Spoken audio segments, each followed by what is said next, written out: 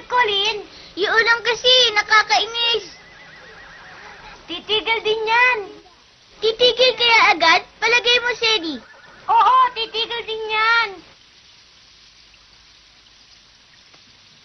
Pero ang lakas pa rin ang buhos. Ayaw mo talaga ng ulan, ano, Colin? Ha? Talagang inis na inis ako sa ulan. Ayoko ng ulan. Dugal, maglaro na lang kaya kayo ni Colin. Sige na, maglaro na lang kayong dalawa. Sandali lang, pahig naman ako eh. Aba, ayaw mo ba sa akin, Dugal? Naku, ang salbahe mo. Ba't ganyan ang galias mo? Yan, tapos na.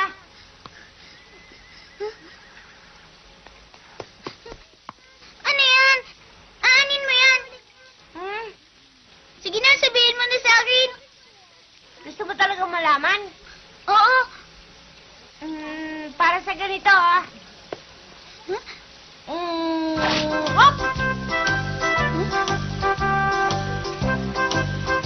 Ah!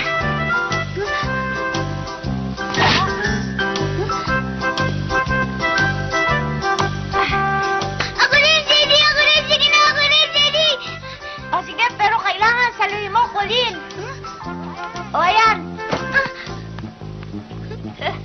Ikaw kasi, huwag mo isasara mata mo. Sige, itago mo na ulit! O sige, ayan na. O, ay!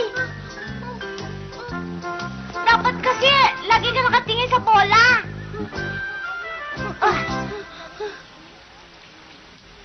Okay ka, Colin. Pwede ka na palang maglaro ng baseball eh. Baseball? Sa Amerika lang naglalaro. fb.com/Olamat Napon Pwesto ko sa Bihira. Amerika, pitcher eh. Oops. Yan. Strike! Para maging isang pitcher, dapat kontrolado mo ang bola. Ako, susubukan ko. Oh, okay. Kailangan isi-shoot doon sa timba, di ba? Kaya lang baka mahirapan ka, Colin. Kayang-kaya ko yan! O, ayan!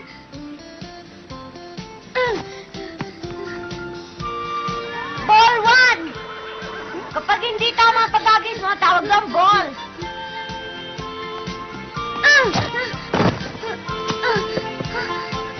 Pumasok kayo, pasok! Strike one! O sige na nga, strike na nga. Oy, Wilkins! Ho? Subukan mo rin. Oo. Hindi pa ho ako nakakapaglaro niyang baseball eh. Pero kahit na matanda na ho ako, marunong pa ho ako kahit na anong sports. Pag pumasok sa timba, di strike yun. O, strike! Alam ko na ho yun, Master Cedric. Basta't panoorin niyo lang ako kung paano ko ipasok to. Sorry po, Master Cedric. Ball one!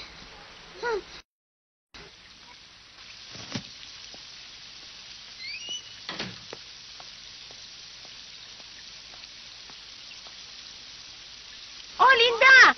Alam mo ba kung nasaan si Master Cedric? Oras na para sa kanyang merienda. Wala ba siya sa loob? Wala eh! Baka kasama ni Wilkins. May narinig akong mga boses ng batang naglalaro doon kanina eh. Sige, salamat ha!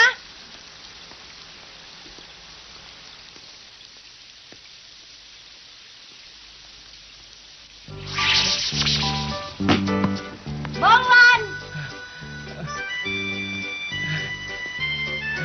Ba't di ka muna magpahinga, Wilkins? Pagod ka na yata eh.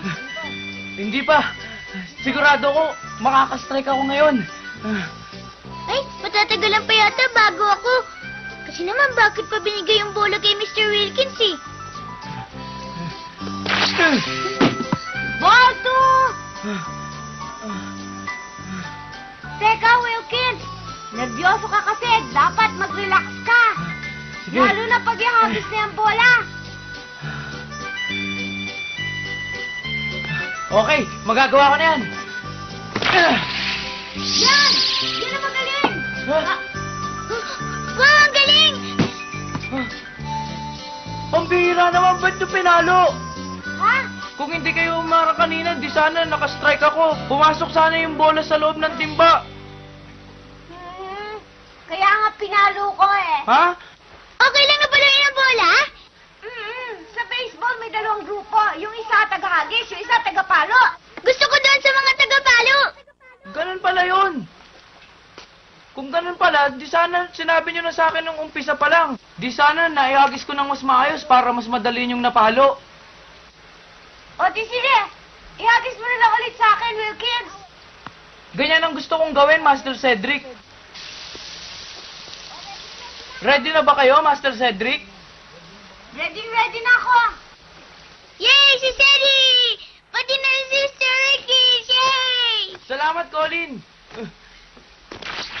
Yan, galing. Ah! Ah! Ah! Ay!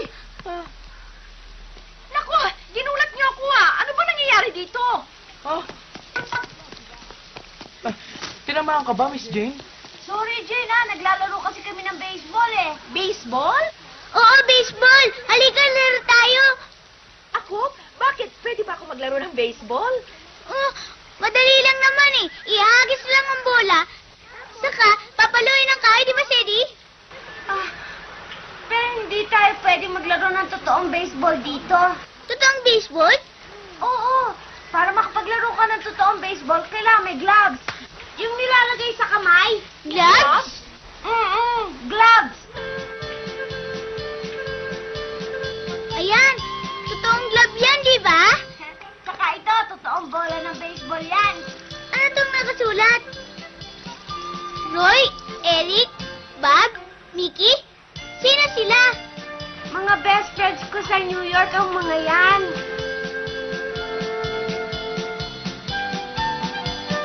Isang ball na lang! Isang ball na lang, Sadie! Di ba, Sadie? O, pangatlong strike na, Sadie! Baka tamaan mo yung taga-palo ng bola, Ang sarap talaga mag-baseball. O, ito na! Ayan!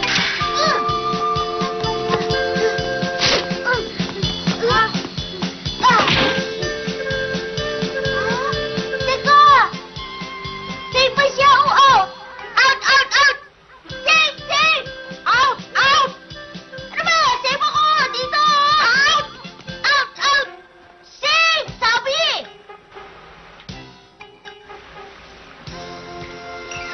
Ay, naku. Sana makapaglaro tayo ng baseball dito.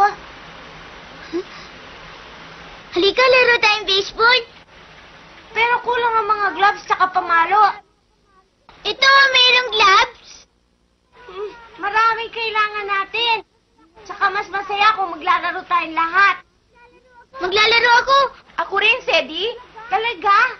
Oo, kung talagang tuturuan mo lang kami, sigurado akong marami ang gustong sumali.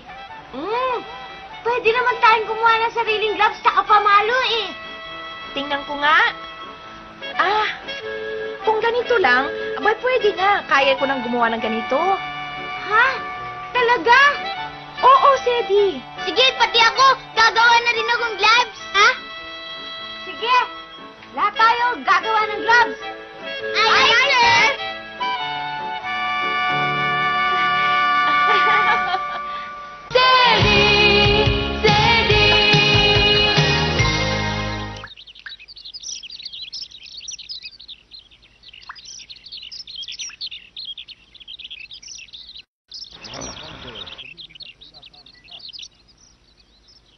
Mahal na Konde, tumigil na po yata ang ulan.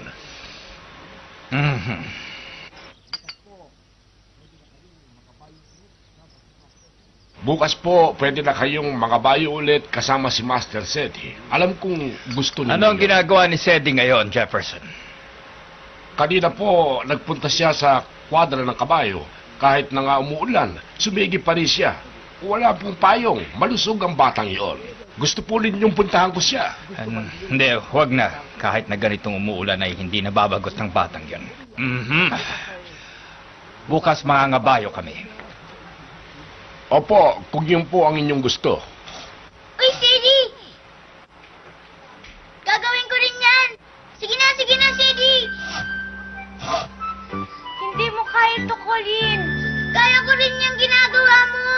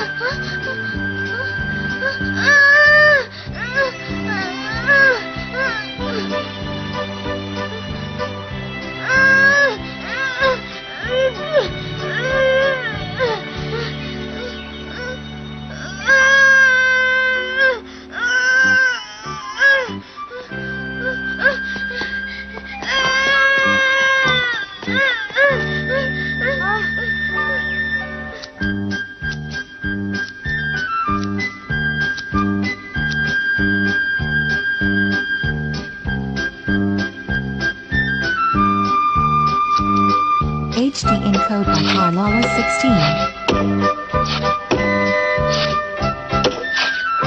Master Cedric, asan ho si Colin? Kasama ni Jane. Ha, siguro si Jane naman ang kinukulit niya sa paggawa ng gloves. Alam niya ho bang gumamit ng karayom at sinulid? Pambihira sila. Lagi nila ako niloloko. Bakit ba? Sabi nila, tulong-tulong daw pero ayaw naman nila ako patulungin. Kaya lang ayaw kang patulungin ni Master Cedric dahil nag-alala siya. Malalaking kutsilyo kasi ang gamit nila. Baka masaktan ka pa. Yung lagari, di ko nga alam gamitin. Pero iba, kaya ko. Kaya ko kahit na ano. Oo na, naiintindihan na kita, Colin. Huh? Talaga? Di ba payag ka na tulungan kita sa pananahi?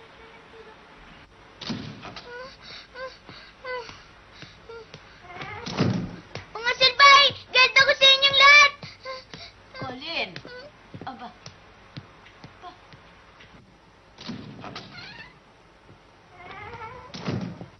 Napapano ba si Colin? Bakit parang may sumpong yata? Gusto kasi niyang tumulong sa pananahi.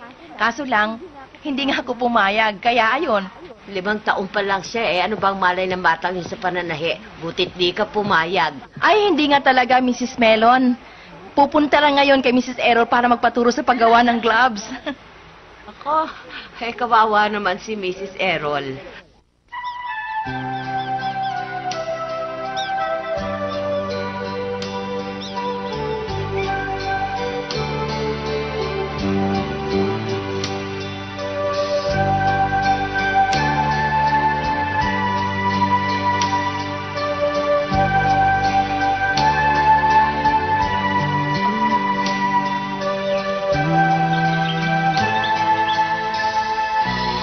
Ano? Hindi raw siya mamamasyal. Yun ba ang sabi ni Sed? Oho, sabi niya makikipaglaro pa nga raw po siya ng baseball sa iba. Yung baseball? Anong baseball? Anong nga po ba ang baseball? Ikaw itong tinatanong ko. Bakit ako ang tatanungin mo? Ano ka ba, Jefferson? Pasensya na po kayo. Mahal na konde, hindi na po ba kayong mga ngabayo? Bakit ba? Gusto mo akong mga bayo na hindi kasama si Sedi? Ay, hindi po, pasensya na po. Ito, depende ang lahat kung gano'n nyo kahigpit pinarikot ang tali. Kung mahigpit, maganda ang talbog ng mga bola. Sige ho, Master Cedric. Susubukan kong paluin yung bola. O sige, sino ang uupo sa likuran ni Wilkins? Ako na lang po, Master Cedric. Ngayon po, ano po ang gagawin ko dito, Master Cedric? Sasaluin mo yung bolang ihagis ko. Ah, ganun ba? Sige, naintindihan ko na. O sige, game na ha. Oh! Oh, sige, sasaluin ko. Oh! Ay!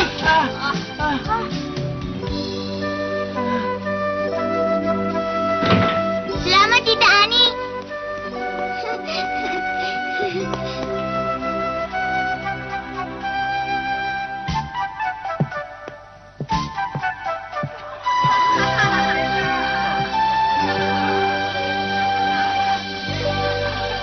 Hindi mo kaya, Colin! Kaya ko! Ako ang pitcher! Pambihira naman eh. Gumawa pa ako ng glove. Master Cedric? O sige, sige na nga. Sige, game ulit! O sige, eto na.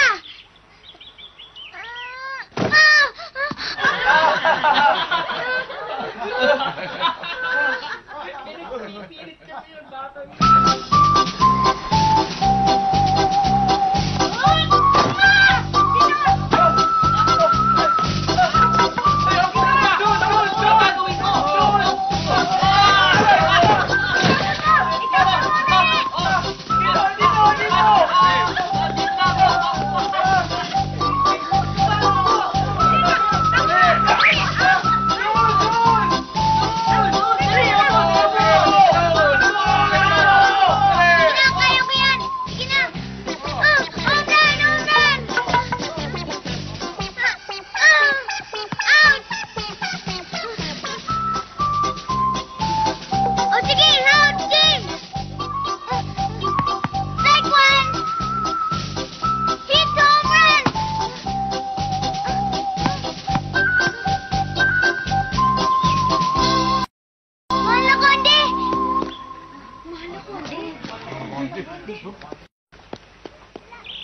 Salamat po. Marunong din po ba kayo maglaro ng baseball, mahal na konde? Wala akong alam dyan. Lolo, Hmm?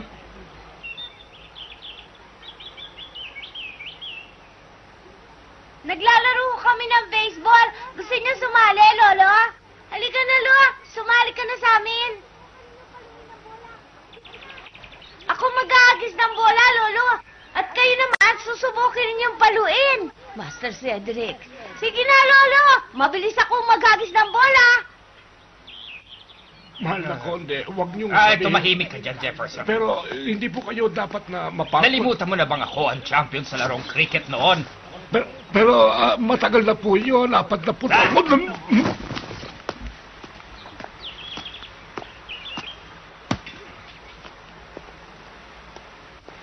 Ha? Ready na kayo, Lolo? Ihaagis ko ng bola. Huwag mo akong gawing parang bata, Cedric. Eto na, ihaagis ko na. Oops! Oops! Ah! Ay! Mahal na konde! Naku po.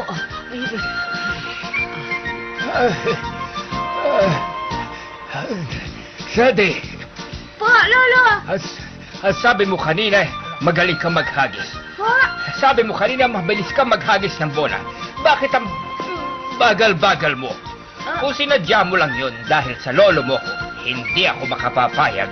Maghagis ka ng isa. Ubod lakas. Ibigay mo ang lakas mo. Sige, tignan natin. Yes! Yes, sir! Handa na ako.